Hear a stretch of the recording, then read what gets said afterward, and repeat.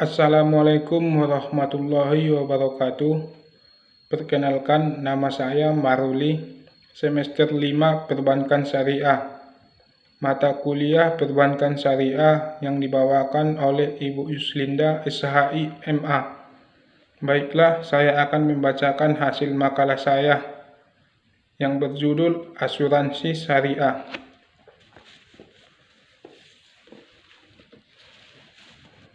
Di dalam isi makalah saya ada 4 poin yang akan saya bacakan. Yang pertama, prinsip asuransi. Yang kedua, golongan dan jenis asuransi. Yang ketiga, reasuransi dan peraturan perasuransi di Indonesia. Yang keempat, pandangan ulama tentang asuransi konvensional. Nah, langsung saja ke pembahasan. A. Prinsip asuransi. Secara umum, asuransi syariah sangat berbeda dengan asuransi konvensional. Asuransi syariah dijalankan berdasarkan niat untuk saling menolong, membantu sesama peserta sesuai dengan perintah Allah Subhanahu wa Ta'ala. Oleh karena itu, prinsip asuransi adalah sebagai berikut. 1. Tauhid atau ketakwaan. Pada prinsip ini, asuransi syariah dijalankan dengan dasar muamalah yang telah ditentukan oleh Allah Subhanahu wa Ta'ala. 2. Al-adi, sikap adil. Syekh Al-Garawadawi mengatakan bahwa sesungguhnya pilar penyangga kebebasan ekonomi yang berdiri atas kemuliaan, fitrah, dan harkat manusia. 3. Amanah atau terpercaya. Kejujuran merupakan puncak moralitas iman yang paling menonjol dari orang-orang yang beriman. B. Golongan dan jenis usaha asuransi. 1. Golongan jenis usaha asuransi. Penggolongan jenis asuransi di Indonesia bisa dibagi dari beberapa segi, antara lain: A. Asuransi ditinjau dari fungsinya. 1. Fungsi kerugian, yaitu usaha memberikan jasa-jasa dan penanggulangan risiko atau kerugian, kehilangan, manfaat, dan tanggung jawab. 2. Asuransi jiwa, yaitu suatu jasa yang diberikan oleh perusahaan dan penanggulangan risiko yang dikaitkan dengan jiwa atau meninggalnya. B.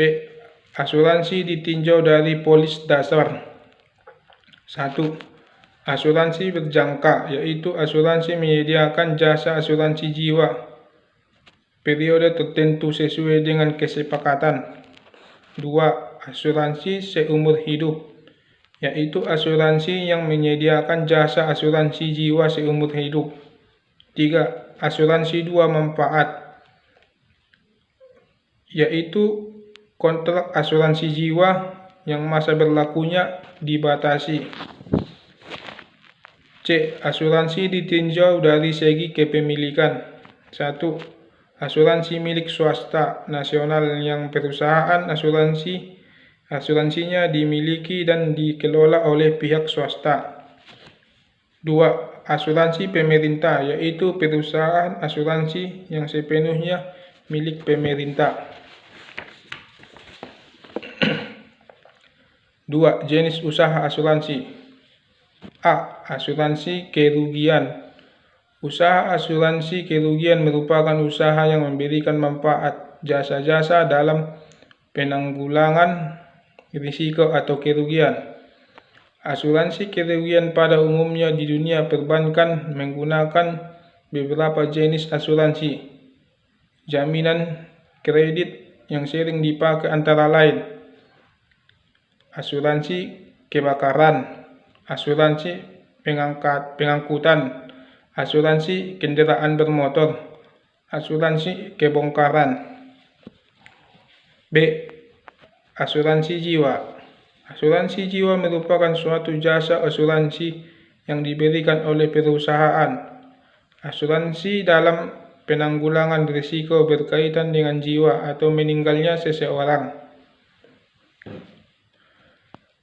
C. Asuransi kesehatan. Asuransi kesehatan merupakan usaha asuransi yang menangani masalah kesehatan tertunggang karena suatu penyakit.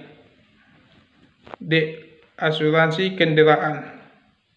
Asuransi kendaraan yang paling populer di Indonesia jenis asuransi mobil, fokus terhadap tanggungan cedera kepada orang lain.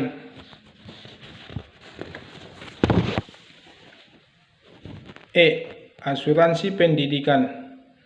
Asuransi pendidikan merupakan alternatif terbaik dan solusi menjamin kehidupan yang lebih baik, terutama pada aset pendidikan. C. Reasuransi dan peraturan perasuransi di Indonesia. 1. Reasuransi adalah asuransi perusahaan asuransi.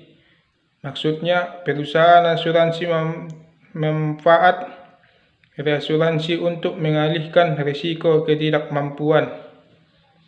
2. Peraturan perasuransi di Indonesia. Asuransi terbagi dua, yaitu asuransi umum dan asuransi syariah. Asuransi syariah menggunakan prinsip syariah, yaitu prinsip hukum Islam. D. Pandangan ulama tentang asuransi. Pendapat ulama tentang asuransi konvensional antara lain. 1. Menurut Syekh Al-Ghazali mengatakan bahwa asuransi adalah haram karena mengandung riba. Beliau melihat riba tersebut dalam pengelolaan dana asuransi dan pengambilan premi yang disertai bunga ketika waktu perjanjian habis. Kesimpulan, dengan ajaran yang seimbang tersebut, maka Islam mengajarkan bahwa setiap kegiatan investasi harus memperhatikan prinsip-prinsip yang ada di dalam agama Islam. Demikianlah hasil presentasi saya pada hari ini. Apabila ada kesalahan dan dalam pengucapan, saya mohon maaf. Saya akhirilah. Assalamualaikum warahmatullahi wabarakatuh.